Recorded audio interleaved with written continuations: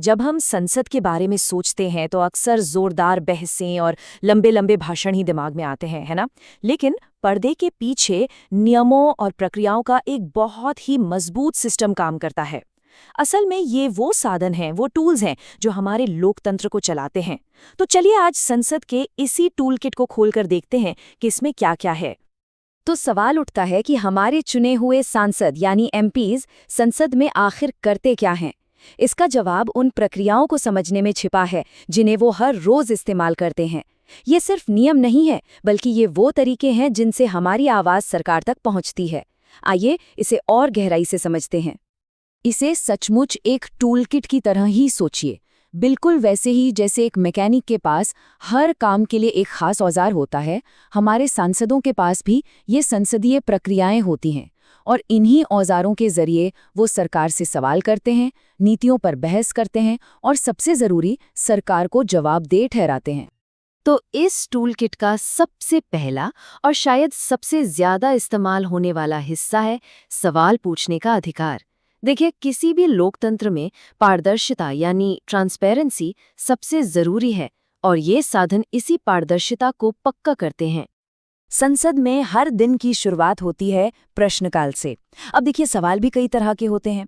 पहला है तारांकित प्रश्न। इसका जवाब मंत्री जी को सदन में खड़े होकर जुबानी देना पड़ता है और इसका फायदा, इस पर तुरंत फॉलोअप सवाल भी पूछे जा सकते हैं। फिर आता है अतारांकित प्रश्न, जिसका जवाब लिखित में मिलता है तो कोई फॉलोअप नहीं। और जैसा नाम से ही साफ है, अल्प सूचना प्रश्न किसी बहुत जरूरी मामले पर कम समय के नोटिस पर पूछा जाता है। और हाँ, ये रंग भी बहुत दिलचस्प है। हरा, सफेद, गुलाबी, पीला, हर रंग के कागज का मतलब एक अलग तरह का सवाल है। पूरा सिस्टम बना हुआ है। प्रश्नकाल के ठीक बाद आता है शून्यकाल यानी 0 आवर। और इसकी सबसे खास बात यह है कि ये किसी नियम की किताब में नहीं लिखा है। ये 1962 से भारत की अपनी एक संसदीय खोज है, एक इनोवेशन। ये वो समय है जब सांसद बिना किसी पूर्व सूचना के जनता से जुड़े जरूरी मामले उठा सकते हैं।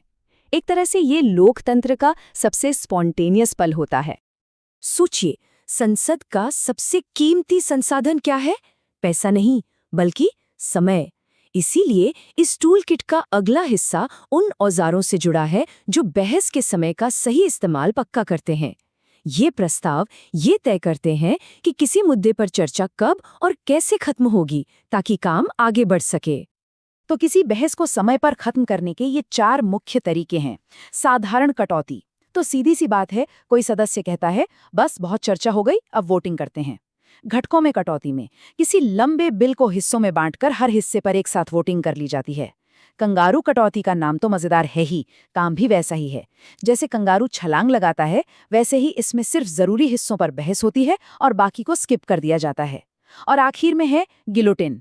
जब समय बिल्कुल खत्म हो रहा हो तो बिल के बचे हुए सभी हिस्सों पर बिना चर्चा के एक साथ वोट डाल दिया जाता है।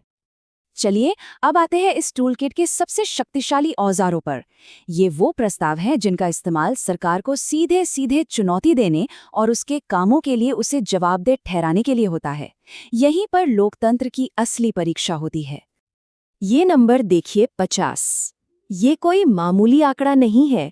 ये उन सांसदों की कम से कम संख्या है जिनके समर्थन के बिना स्थगन प्रस्ताव या अविश्वास प्रस्ताव जैसे बड़े और गंभीर प्रस्ताव सदन में रखे भी नहीं जा सकते।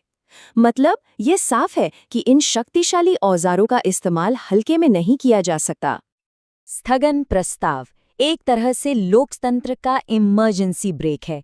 इसका मकसद होता है सदन की रोज की कार्यवाही को रोककर किसी बेहद जरूरी और ताज़ा मुद्दे पर सबका ध्यान खींचना, और इसके लिए कम से कम 2.5 घंटे की बहस जरूरी होती है।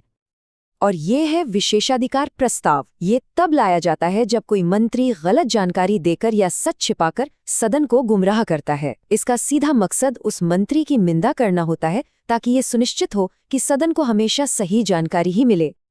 अच्छा, यहाँ एक बहुत बड़ा फर्क समझना जरूरी है निंदा प्रस्ताव और अविश्वास प्रस्ताव के बीच। देखिए, निंदा प्रस्ताव के लिए कारण बताना पड़ता है। ये किसी एक मंत्री के खिलाफ भी आ सकता है और अगर ये पास हो भी जाए तो जरूरी नहीं कि सरकार इस्तीफा दे।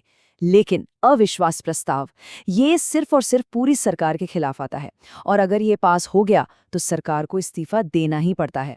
ये सरकार के भाग्य का फैसला करता है।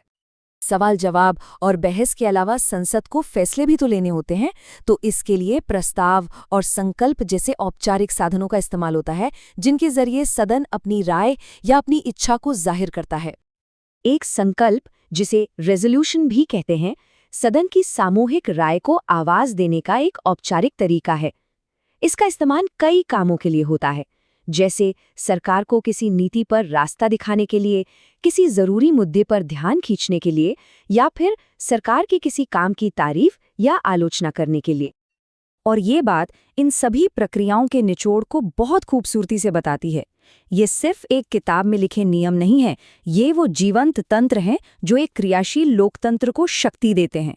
बिल्कुल सही बात है। यही नियम संसद को सिर्फ एक बहस करने वाले क्लब से कहीं ज्यादा शासन का एक प्रभावी अंग बनाते हैं। तो आखिर में ये एक सवाल सोचने लायक है कि लोकतंत्र के लिए ये सारे साधन इतने जरूरी क्यों हैं? क्योंकि जब हम इन प्रक्रियाओं को समझते हैं तो हम सिर्फ नियम नहीं समझ रहे होते, हम असल में उस पूरी व्यवस्था की आत्मा को समझ रहे होते हैं, जो पारदर्शिता, जवाबदेही और सबसे बढ़कर जनता के प्रतिनिधित्व को मुमकिन बनाती है।